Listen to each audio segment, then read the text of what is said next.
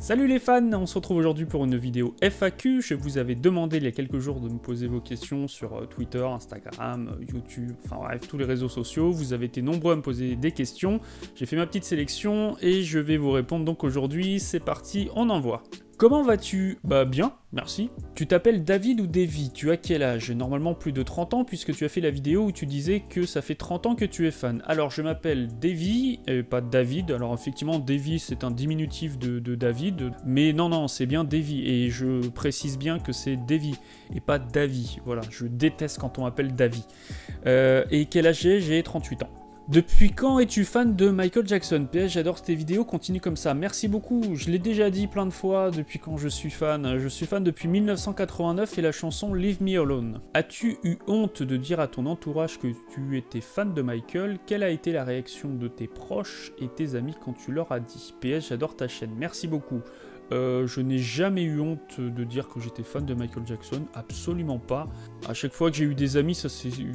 Voilà, c'est venu naturellement dans la discussion, en tout cas je l'ai dit assez rapidement. Mais non, honte, pas du tout, non.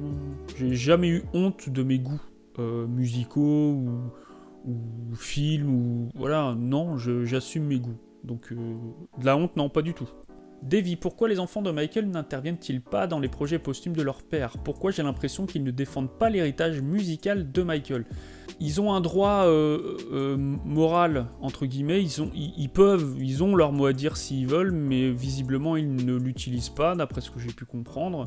En fait, j'ai l'impression que les enfants, je sais pas si mon impression est bonne, mais se détachent un petit peu de l'image de leur père, veulent exister par eux-mêmes, ils sont à une période de leur vie où voilà, ils ont envie aussi d'être reconnus pour ce qu'ils font eux, et ce que je peux tout à fait comprendre.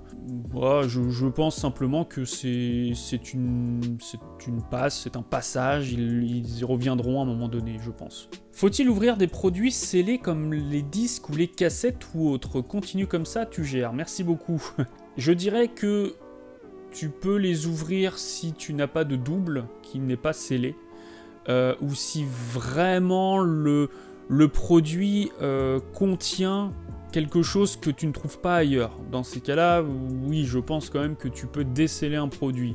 Sinon, je vois pas l'intérêt. C'est-à-dire, si tu as une cassette, par exemple, une cassette de Dangerous qui est scellée, bah, il suffit d'aller sur Spotify ou de mettre ton CD Dangerous sur ta platine pour pouvoir l'écouter. Donc, dans ce cas précis, non, il n'y a pas forcément d'intérêt à déceler le produit. Voilà en tout cas mon avis. Penses-tu que l'Esthète va sortir un projet pour History 25? Non, je ne pense pas. Je n'attends plus rien de l'Esthète et l'Esthète ne montre aucun signe encourageant pour des sorties futures. Donc non, je ne pense pas. Davy, d'après tes insiders, y a-t-il encore des inédits de Michael, surtout de la période Invincible et post-Invincible à découvrir, qui sortiront un jour? Alors mes insiders, j'ai pas le sentiment d'avoir des insiders. J'ai eu la chance d'écouter pas mal de choses. Donc des inédits, bien sûr qu'il y en a, absolument. Toutes les personnes qui essaient d'expliquer le contraire mentent. Voilà, il y a énormément de choses dans les coffres, il n'y a pas forcément des chefs-d'œuvre type, je sais pas, un deuxième Earth Song ou un deuxième Stranger in Moscow, voilà. Non, je pense pas, mais dans ce que j'ai eu la chance d'écouter, il y a beaucoup de choses qui sont vraiment intéressantes et qui, j'espère un jour voir sortir sur des projets officiels. Michael Jackson aurait-il autant suscité d'intérêt s'il était apparu dans les années 2000 au lieu des années 60-70? Michael s'est inscrit dans plusieurs décennies, mais il les a marquées, donc est-ce qu'il aurait eu le même impact en arrivant dans les années 2000? Peut-être pas, non. Je pense que Michael Jackson est Michael Jackson parce que il est arrivé au bon moment, à la bonne époque, avec le bon style, et qu'il a su aussi sentir les tendances de ces époques-là et s'inscrire durablement dans ces époques. Peut-être qu'un Michael Jackson des années 2000 aurait eu beaucoup de succès parce que le talent de Michael était là, mais c'est difficile de refaire l'histoire, ou en tout cas de décaler l'histoire. Après, je comprends cette question. Je vois bien où tu veux en venir, mais ma réponse, c'est que c'est compliqué de répondre à ces questions-là. As-tu déjà pensé pendant un moment que Michael Jackson pourrait être encore en vie? Non, pas du tout. La période d'album où les clips sont pour toi les meilleurs? Les clips de l'album Bad, je pense que c'est d'un point de vue scénaristique, d'un point de vue production, d'un point de vue photo, enfin dans plein de choses, pour moi ce sont les meilleurs, indéniablement. Ton chanteur ou groupe préféré à part MJ? Ce que je vais faire une playlist, je vais vous la mettre dans la description, et comme ça vous découvrirez vraiment mes goûts, mes chansons préférées, mes artistes préférés, et voilà, vous pourrez vous rendre compte de ça, et je pense que ça vous donnera déjà une première indication de mes goûts musicaux à part Michael. Pourrais-tu revenir sur le nombre de vues des vidéos? Perso c'est rageant, mes vidéos les plus vues sont les apparitions concernant Living Neverland et celles sur Paris Jackson. Perso, j'ai trouvé ta vidéo de la boîte la meilleure que tu aies fait, alors qu'elle n'a pas eu le succès qu'elle mérite. On est condamnés, toi et moi, à surfer sur l'actualité pour avoir plus d'audience. Donc je vous invite déjà à aller voir la chaîne d'Hector si vous ne connaissez pas. C'est un gros collectionneur qui présente vraiment des collecteurs de fous. Donc voilà, je vous invite à aller voir sa chaîne. Et effectivement, Hector a fait il y a quelques temps une vidéo un petit peu humoristique, en tout cas une vidéo coup de gueule sur ce qu'il faut faire pour être vu sur YouTube, voilà.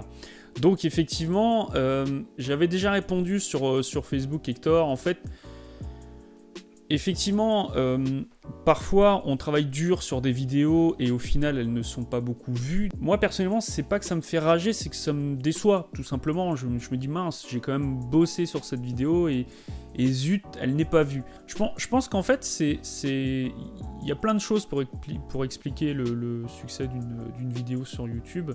Il y a le nombre de partages, il y a le nombre de likes.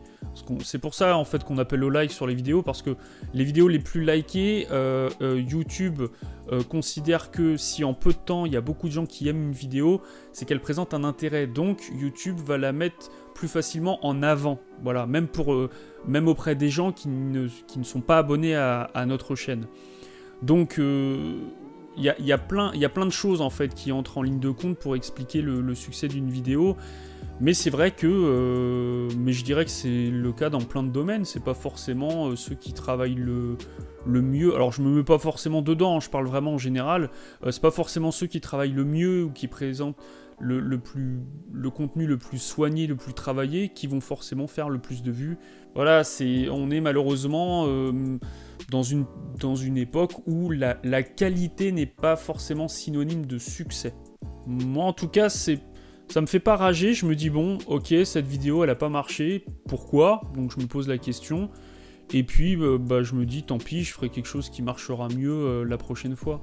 Mais comme je le disais, j'ai pas non plus trop envie de comprendre pourquoi une vidéo ne marche pas et d'appliquer à chaque fois des choses pour faire en sorte que la vidéo suivante marche mieux, parce que moi perso, je veux pas être trop prisonnier des statistiques des vidéos, c'est-à-dire mettre telle chose en avant ou mettre telle miniature avec tel texte un peu putaclic parce que je sais que ça va amener du monde. J'ai pas envie d'être trop prisonnier de ça, parce que j'ai envie de garder ma liberté et pas être trop soumis aux statistiques des vidéos. Tu penses quoi de Isabelle Petitjean, son travail sur MJ? Je pense qu'Isabelle fait certainement partie des fans français qui ont une connaissance vraiment profonde de l'œuvre artistique de Michael Jackson, de la façon dont il travaillait. Voilà, c'est vraiment une personne passionnée. Je trouve très intéressante à écouter parler. Je l'ai déjà vu dans plusieurs interviews et je l'ai toujours trouvée brillante. Voilà. Quand je vois à chaque fois les résumés de ses livres, je me dis toujours ouais, ça a l'air sympa et j'aimerais bien les lire. Et au final, je les achète pas parce que je ne lis plus beaucoup de livres en rapport avec Michael. C'est simplement pour ça en fait. Mais je vous encourage vraiment à acheter ses ouvrages parce que c'est vraiment une personne qui a une très très grande connaissance et que j'aime beaucoup voir, écouter en tout cas, parler à la radio ou voir à la télé. Voilà. Comment t'es venue l'idée de la chaîne Salut les fans? C'était il y a plusieurs années, à l'époque où j'avais... en fait, je travaillais dans une boutique Apple et on fermait entre midi et 2.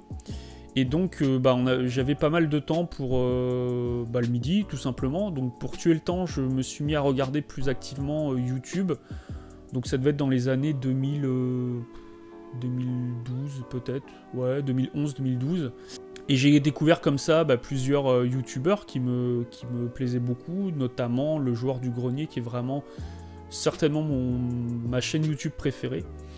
Et en voyant ces youtubeurs parler de sujets vraiment divers et variés, petit à petit m'est venue l'idée de dire peut-être que ce serait sympa de faire quelque chose en rapport avec Michael. Alors j'ai cherché un petit peu ce qui se faisait, il y avait rien en tout cas d'un point de vue francophone. Il y avait pas de gens vraiment qui parlaient de Michael, de son œuvre, voilà. Et je me suis dit ce serait peut-être cool de faire une chaîne.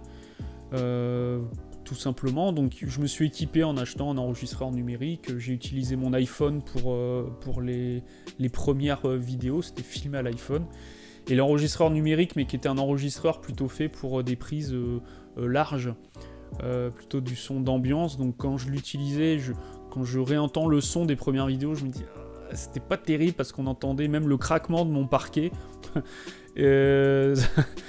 Et donc voilà, c'était un peu la loose, mais je me suis équipé petit à petit. Et bon, enfin en tout cas, voilà comment m'est venue l'idée de Salut les fans. J'imagine que cela dépend des épisodes, mais combien de temps mets-tu à écrire et réaliser un épisode de Salut les fans en général? Les premiers épisodes, en fait, je les écrivais assez rapidement. Et les épisodes d'après, ça a été plus compliqué.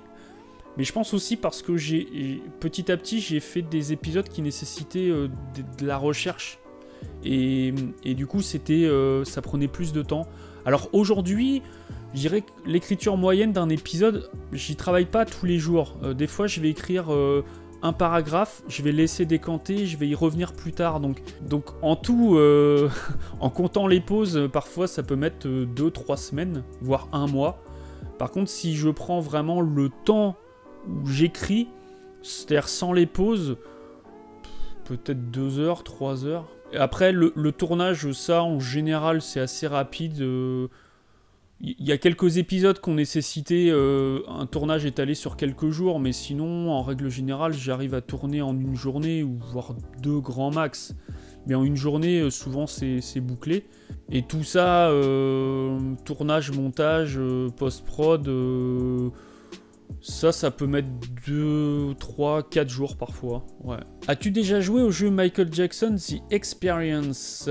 Oui, j'ai déjà joué et c'était marrant, mais très honnêtement, j'ai dû y jouer 2-3 semaines. Et puis après, j'ai laissé tomber, c'est tout. C'est quand le prochain 5 minutes à tuer? Ah, alors, déjà, merci pour vos très nombreux messages concernant 5 minutes à tuer. Visiblement, c'est un format qui vous plaît. Et moi, en tout cas, j'aime beaucoup les faire parce que c'est un format dynamique. Je me suis vraiment restreint à 5 minutes pour garder vraiment une dynamique sur la vidéo. Et du coup, ça force aussi à mettre parfois de côté certaines autres infos sur les chansons que je n'ai pas forcément le temps d'inclure dans la vidéo. Et c'est des contraintes qui me plaisent, en fait. Et en tout cas, les prochaines, ça va vite arriver, hein. J'en ai plusieurs sous le coude, donc je vais essayer d'en sortir vraiment régulièrement. Donc vous inquiétez pas, ça va pas tarder. Décrivez l'esthète de Michael Jackson avec un seul mot. Désolant. Pourquoi MJ n'a pas porté plainte pour diffamation en 93 et 2005 ? Eh bien parce que la diffamation aux États-Unis n'est pas du tout pareille qu'en France. Les lois contre la diffamation sont quasi inexistantes, donc il n'y avait pas forcément la possibilité pour Michael Jackson de porter plainte pour diffamation, tout simplement. Tu pourras parler de Brandon Howard. Alors, vous avez été nombreux à me parler de Brandon Howard et notamment d'une vidéo faite par une chaîne française, j'ai oublié le nom, je mettrai en incrustation. Et tout le monde me demandait qu'est-ce que tu penses de Brandon Howard, est-ce que c'est vraiment le fils caché de Michael Jackson et qu'est-ce que tu en penses, est-ce que tu vas faire une vidéo, est-ce que... Bah je m'en fous en fait. Je suis désolé de vous dire ça comme ça, mais je peux pas mieux vous dire en fait, je m'en fous, j'ai pas envie d'en parler, ça m'intéresse pas, ça me passe par-dessus la tête, donc... D'où te viennent tes idées? Ah, bonne question. Alors, mes idées, elles me viennent de plein de choses, de ce que je vais voir à la télévision, sur YouTube, des choses qui vont me venir à l'esprit, des choses qui viennent parfois avec, dans des discussions avec d'autres personnes, donc c'est plein de choses en fait qui font que les idées me viennent et sont ensuite développées pour faire des vidéos. Quelle est la meilleure chanson à écouter au casque? Une que j'aime bien écouter au casque, c'est Stranger in Moscow. Est-ce que Michael Jackson a changé ta vie? Bah non, puisque Michael Jackson m'accompagne depuis l'âge de 8 ans, donc j'ai pas vraiment le souvenir d'un avant et après Michael Jackson. Non, Michael a pas changé ma vie, mais a accompagné ma vie, et accompagne toujours ma vie. Quelle est la chose que tu détestes le plus chez Michael Jackson? Sa naïveté dans certains domaines. Est-ce que tu penses qu'après This Is It, il n'y aurait plus jamais rien eu de la part de Michael, ou que cela lui aurait donné l'envie de faire de la musique ou d'autres concerts? Je pense que Michael était arrivé à un point de sa vie où la musique n'était plus sa priorité. Et on peut le comprendre parce que il faisait de la scène depuis 40 ans et que je pense que tant qu'il avait encore un minimum de santé, si on peut dire, il voulait faire autre chose et voilà. Bonjour Davy, j'aime beaucoup le nouveau concept 5 minutes à tuer. Feras-tu de même pour les clips vidéo de Michael? Merci beaucoup. Oui, je pense. Ouais, je pense que je traiterai les clips à un moment donné. Ouais. En tant que collectionneur, j'aimerais savoir ce que tu collectionnes le plus, ce que tu recherches et surtout ton Saint Graal comme ultime collector. J'ai pas de plan en fait. Je collectionne ce qui me fait envie, ce que je trouve, voilà. Et puis bah, pour mon Saint Graal, je l'ai déjà dit plusieurs fois, c'est le 12 pouces de Smile que j'aimerais un jour pouvoir acquérir. Mais financièrement, j'ai d'autres priorités pour l'instant. Donc, d'ailleurs, même la collection, pour l'instant, je collectionne plus rien parce que j'ai d'autres priorités, tout simplement. Pourquoi Michael Jackson a fait de la chirurgie? Bah, je pense que voilà, il voulait simplement changer son image et parce que aussi il y avait certaines choses chez lui qui ne lui plaisaient pas. Après, je pense qu'il est parti dans une optique de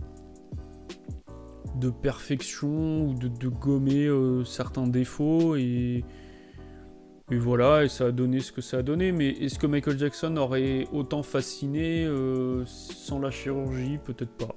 Que penses-tu des carrières de ses enfants maintenant? J'en pense rien parce qu'honnêtement, je m'en fous complètement en fait. Je suis pas du tout ce que font ses enfants. Moi, c'était Michael qui m'intéressait, donc bah, ses enfants. Donc oui, j'ai vu que Paris Jackson, voilà, fait de la musique, est venu en concert à Paris il y a pas longtemps. Ça me fait rien, donc j'ai pas d'avis parce que ça ne m'intéresse pas. Que penses-tu du projet de Taj Jackson de faire un documentaire permettant de peut-être redorer l'image de Michael suite aux dernières accusations de ces deux personnes dont je ne citerai pas le nom? Je pense que c'est une bonne idée, j'espère qu'il arrivera au bout de son projet. J'ai pas suivi si finalement il a eu les fonds ni même si la production a commencé. Mais en tout cas, je lui souhaite d'aller vraiment au bout de son projet. Et j'espère qu'il y arrivera et que s'il y a un documentaire, eh bien celui-ci sera aussi largement diffusé que Leaving Neverland. On peut toujours rêver. Les enfants de Michael prendront-ils un jour le lead sur la gestion de la succession de Michael? Oui, mais pas avant 20 ans, pas avant une vingtaine d'années, donc ça va pas être tout de suite. Hein. Désolé, mais moi j'aime beaucoup John Branca et je trouve qu'on est très injuste avec lui. Heureusement que sur le plan financier, Branca est là. Après la gestion artistique, ça c'est une autre histoire. Je pense que ça c'est surtout McLean qui s'en occupe. Si la famille Jackson, le père et les frères avaient été chargés de gérer l'héritage financier, ça aurait été une catastrophe. Il y avait plus de 400 millions de déficit et Branca a réussi à éponger ce déficit et c'était pas évident et maintenant c'est un des plus gros bénéfices. Bravo John Branca, que penses-tu de mon analyse? Bah, c'est ton droit de penser ça, je ne suis absolument pas d'accord avec toi. Effectivement, je suis au moins d'accord sur une chose, c'est que d'un point de vue financier, Branca a réussi. Ça, c'est clair. D'un point de vue artistique, c'est une catastrophe incommensurable. Et non, ce n'est pas McLean qui s'en occupe. Non, c'est bien John Branca qui tient les rênes de l'estate of Michael Jackson. Donc oui, d'un point de vue financier, c'est une réussite, mais d'un point de vue artistique, et on n'oublie pas que Michael Jackson est un artiste avant tout, sur ce côté-là, en tout cas, non, c'est un fiasco complet. Et c'est une bérésina totale, donc je ne partage absolument pas ton analyse. Désolé, j'ai plusieurs questions qui me viennent, j'espère que la plus pertinente sera sélectionnée. Bah écoute, je vais essayer d'y répondre à toutes. Si tu pouvais poser une question à Michael, laquelle serait-elle et pourquoi? Ouais, je lui demanderais peut-être pourquoi il n'a pas sorti d'album live de son vivant. Ouais, peut-être que je lui demanderais ça. Quel serait le plus beau projet auquel tu aimerais participer pour rendre hommage à Michael d'ici les prochaines années? Moi, j'ai toujours rêvé d'un projet, d'un concert philharmonique avec la voix de Michael, quoi, dessus. Ça, j'ai toujours rêvé d'un projet comme ça. As-tu déjà lu des fanfictions de MJ, et si oui, qu'est-ce que tu en penses? Je savais même pas qu'il existait des fanfictions, donc non, pas du tout. Comment te sens-tu par rapport à la communauté de YouTube en général? Je pense que tout le monde a sa place et voilà. Je sais pas quoi dire de plus. Chacun a sa place, chacun fait ce qu'il veut et du coup ça offre beaucoup de choix aux gens et dans plein de domaines, donc je suis un choix parmi des millions d'autres. Voilà comment je me sens dans la communauté YouTube. Maintenant que tu as plus de 8000 abonnés, feras-tu une rencontre avec tes abonnés? Je kifferais te rencontrer. C'est gentil. En fait, je me rends compte que j'ai jamais pensé à faire ça. Ouais, ça pourrait être vraiment sympa à faire. J'adorerais tous vous rencontrer, bien sûr, mais j'ai pas pensé, en fait, mais pourquoi pas? Ouais, pourquoi pas, l'idée est sympa, en tout cas. Et maintenant, voici l'instant connard. Pourquoi Jackson a-t-il dormi pendant 30 ans avec les petits garçons des autres? Pourquoi parcourait-il le monde avec eux? Pourquoi possédait-il des livres de garçons nus dans sa chambre? Pourquoi quand il trouvait un nouveau jeune compagnon masculin, il quittait l'ancien? Alors de une, Michael n'a pas dormi tous les soirs pendant 30 ans avec des enfants. Quand on disait la chambre de Michael Jackson, c'est pas une chambre de 17 mètres carrés comme mon bureau, c'est un duplex sur 2 niveaux, avec des canapés, avec plusieurs endroits où on peut dormir. Donc quand certains enfants disent j'ai dormi dans la même chambre que Michael Jackson, ça veut pas forcément dire dans le même lit sous la même couette, déjà. Pourquoi parcourait-il le monde avec eux? Parce qu'il aimait aussi faire découvrir le monde à d'autres enfants, à leur montrer comment ça fonctionnait dans d'autres pays, à leur montrer différentes cultures. Donc c'est aussi pour qu'ils s'ouvrent à d'autres cultures, à d'autres manières de penser qu'il voyageait avec eux. Pourquoi possédait-il des livres de garçons nus dans sa chambre? Alors non, Michael ne possédait pas des livres de garçons nus. Donc là, cette question, je vois pas. Et pourquoi quand il trouvait un jeune compagnon masculin, il quittait l'ancien? Là encore, c'est totalement faux, c'est vraiment des questions connes en fait. Pas du tout. Michael a parfois côtoyé plusieurs jeunes compagnons, si je reprends le même terme, en même temps. Il y a une photo qui existe où on voit par exemple Brett Barnes, Wade Robson et James Safechuck sur la même photo. Donc cette question, c'est n'importe quoi. Voilà. Donc c'est très symptomatique de ce qu'on trouve parfois sur les réseaux sociaux et voilà, et c'est des questions tellement connes en fait que j'avais envie de faire l'instant connard pour y répondre. C'était l'instant connard. Voilà, j'espère que cette nouvelle vidéo FAQ vous aura plu. Merci en tout cas d'être de plus en plus nombreux à me suivre, c'est cool. La chaîne a dépassé les 8000 abonnés, c'est complètement dingue. Et ça me fait très plaisir, vraiment. J'espère continuer à vous distraire, à vous proposer plein de vidéos qui vont vous plaire. En tout cas, je vous dis à très bientôt pour d'autres vidéos. Ciao!